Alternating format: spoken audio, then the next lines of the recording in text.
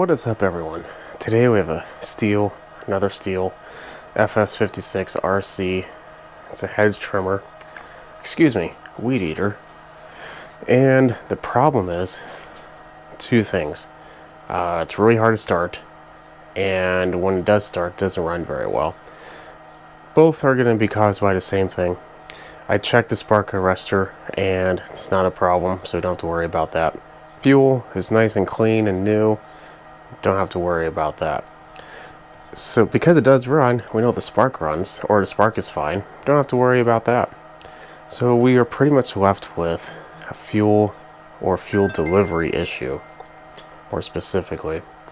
So first things first, let's see what it's doing, and then we'll get to work fixing it. I'm going to prime it. I personally have not heard this run.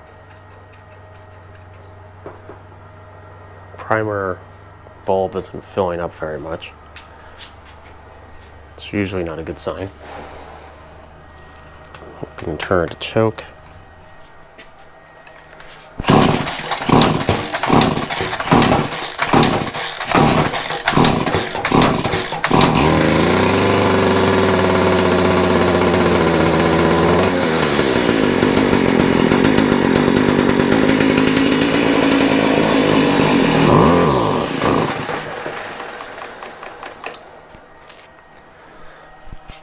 So, as you can see, it both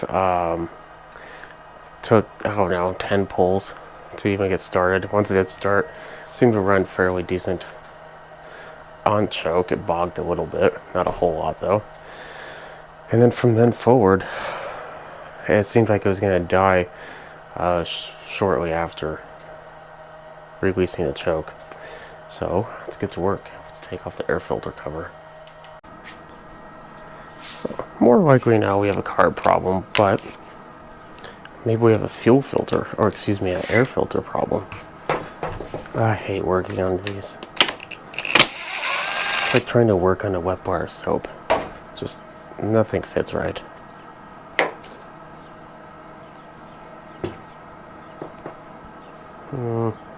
Doesn't seem all that bad.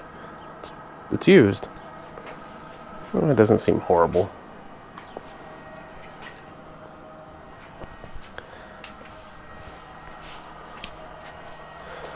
Next we have some 8mm or 5/16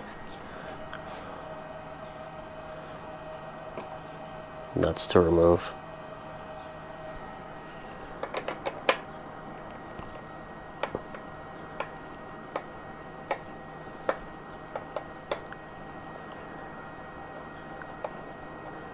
This one is nice because some of them, there's like a piece of plastic right along the side of the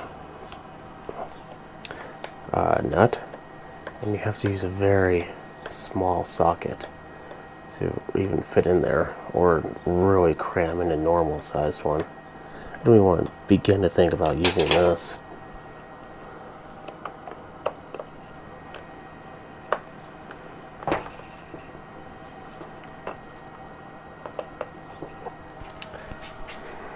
Yes, thank you, Stihl. There's a hose. It usually slides right off, but today we were not that lucky.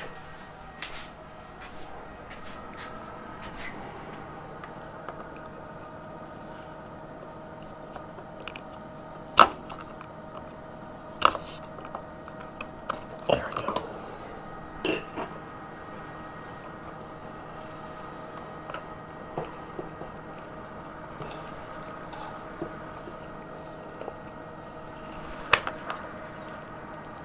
Man, that really did not want to come off.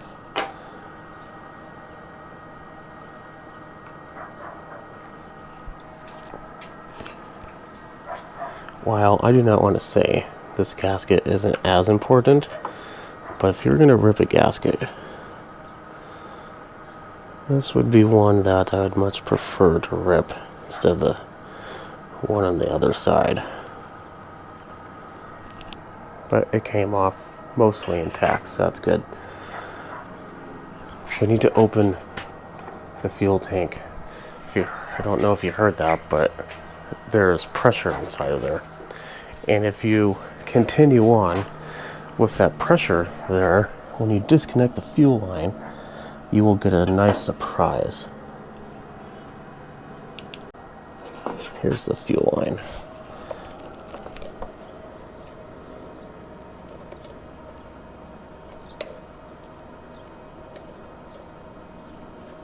There we go. The surprise, of course, being the fuel just completely spraying everywhere.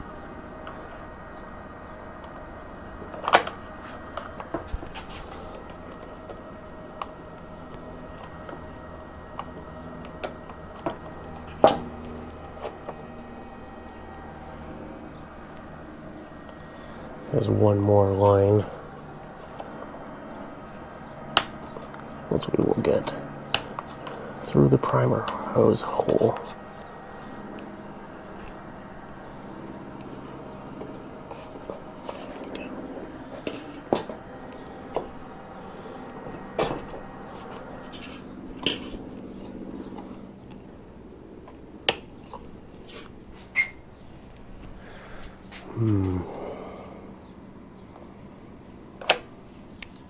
Yes, of course. We'll go from the other side. There we go. Yeah, finally. Got it. Now we just have to clean it.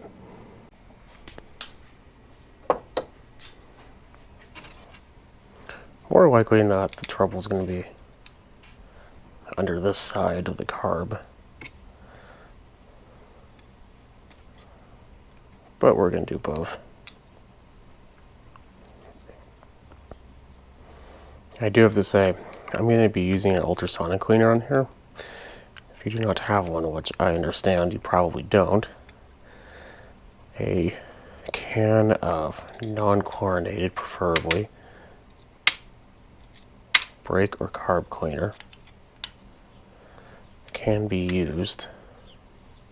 Just spray through all the little passageways and then make sure to air dry before you do anything additional. That cleaner is not the healthiest for some of the parts like this.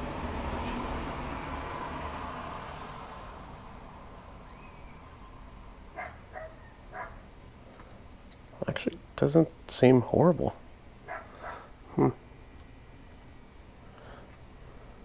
Which is good because I don't think I have one of those.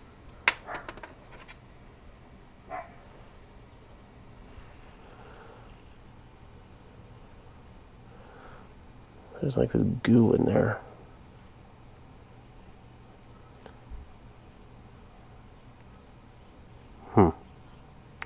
Oh, isn't that nice? They even put a little tiny screw right there with, it's not a normal Phillips.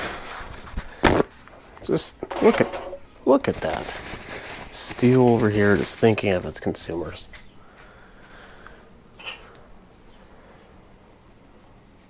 What is this? This is...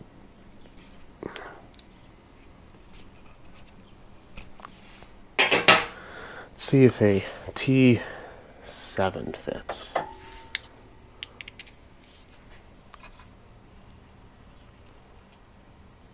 It does.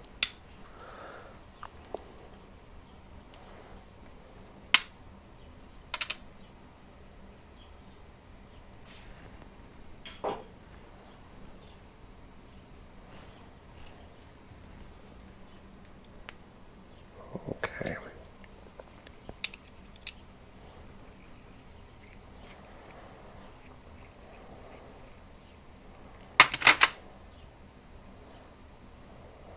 Making sure that's clean, and it is. Okay, so these adjustment screws are hex.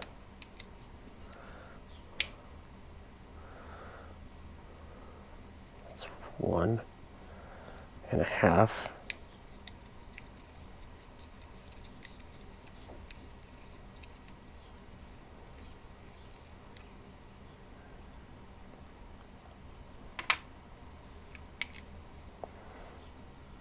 That's one.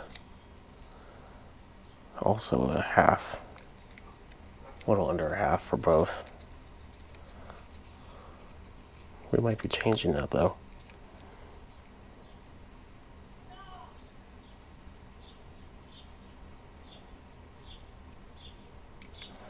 Man, that one really is screwed in there.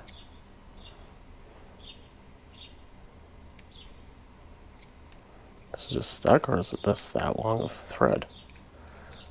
I think it's stuck.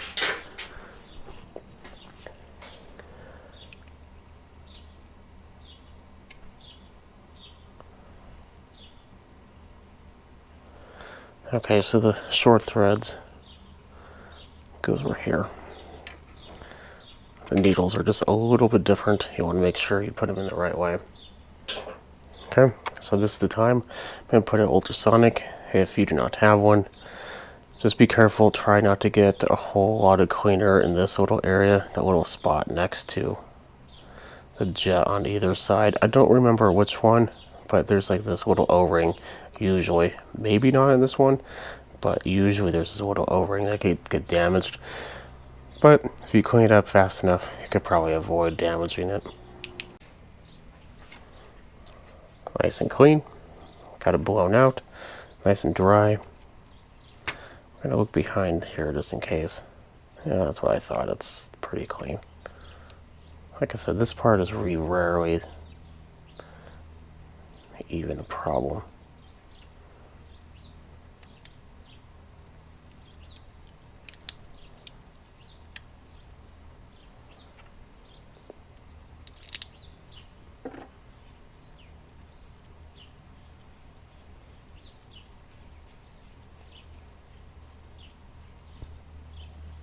There we go. Oh, now the fun part. So we're going to take this spring, which is super easy to have flung across your garage floor and to a magical place of never find it again.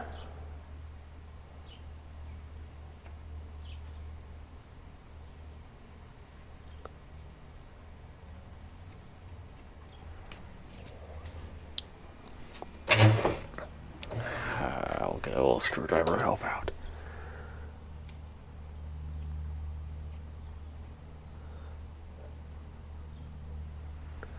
If you ever want a real fun job, you should try taking apart a wristwatch. That's a different level of tiny than I'm used to for working on these small little carbs.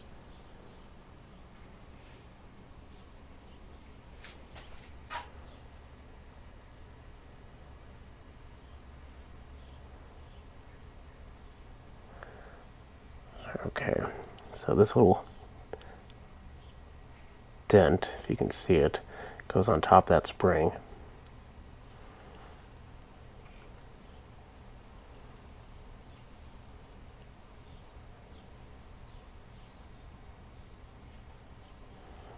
Then we need that screwdriver again, or something, to press in.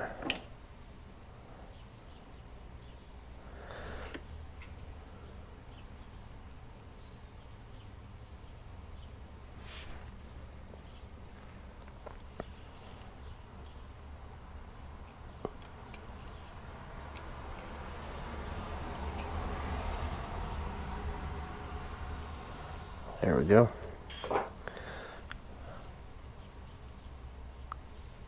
Nice and good. I looked at this, everything's super pliable. I'm not concerned over that.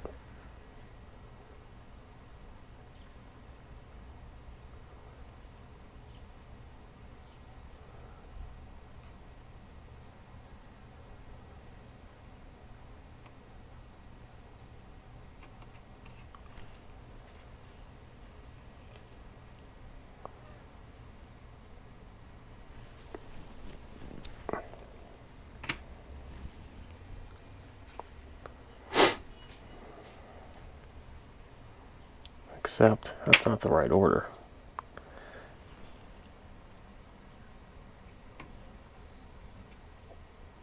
That's the right order.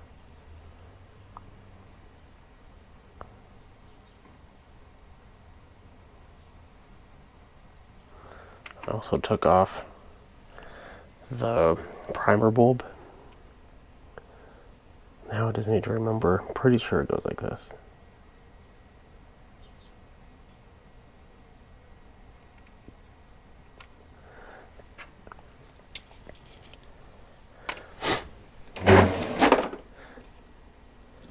And if you have these, which if you bought the kit that should come with one, use it. Especially if this isn't yours. Nothing says I didn't do anything more than if you looked at your carb and the person's like, oh yeah, I cleaned it, but then the primer bulb is exactly the same as your old one.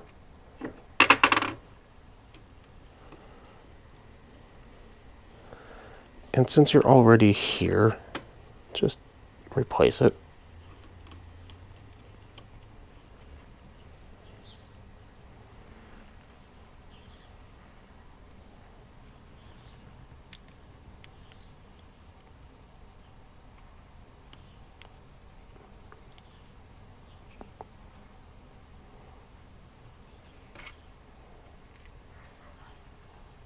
Just need to get one firmly started. There we go.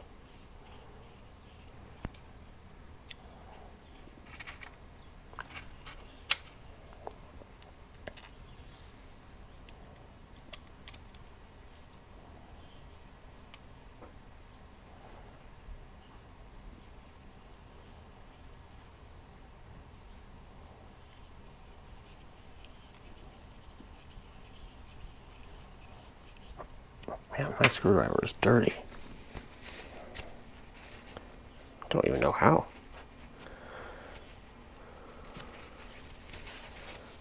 Yeah, it's not perfect, but it's less dirty. Now that those are in, these should be a lot easier.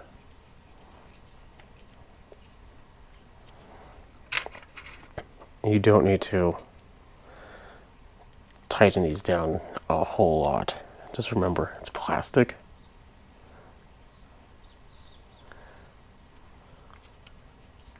Snug. Don't want it to leak. That's it. Let's go over them one last time to make sure.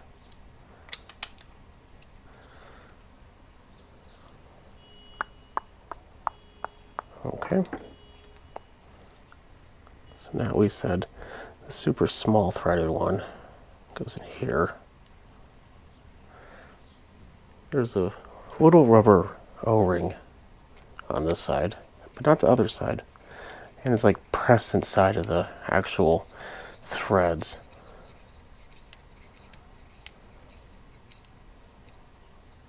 Okay, so that is 1.5. How I look at that is I look to see where it actually has the writing, and then I twist it to the same point. And then if it's like a half and the writing's facing up, well, it's four-sided. So each one of these sides is a quarter. Just put it so it's on the bottom. Simple. And we're going to fine-tune this anyway, so it's not like we would need to be super 100% on this right now. I'm going to put it on opposite way that I took it off, and we'll see what happens. I'll put it back together. Excuse me. And it is all primed up. The only thing we do is put a little choke on there. See what happens.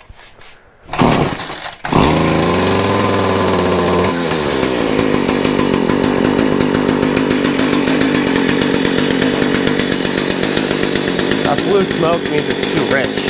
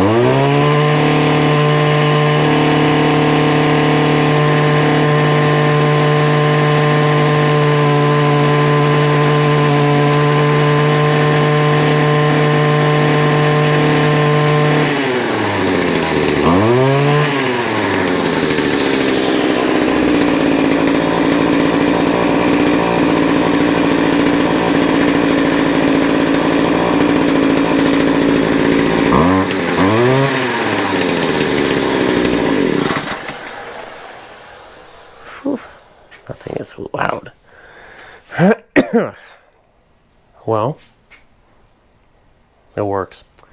So we got lucky that the little rubber piece, the diaphragm, wasn't bad. Usually I do have to replace them, but that's a very weird one. So if I were you, I'd look up the carb kit for this. It's a Zama carb. Should be easy enough to find. If you need any help, leave a message.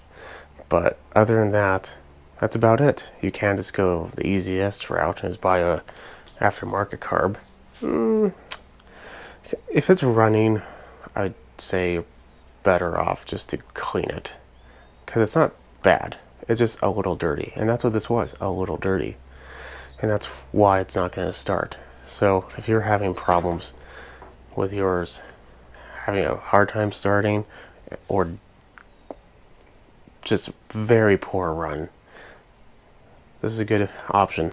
Only other thing I would say in addition is, before you do anything, check the spark arrestor. It's this little screen.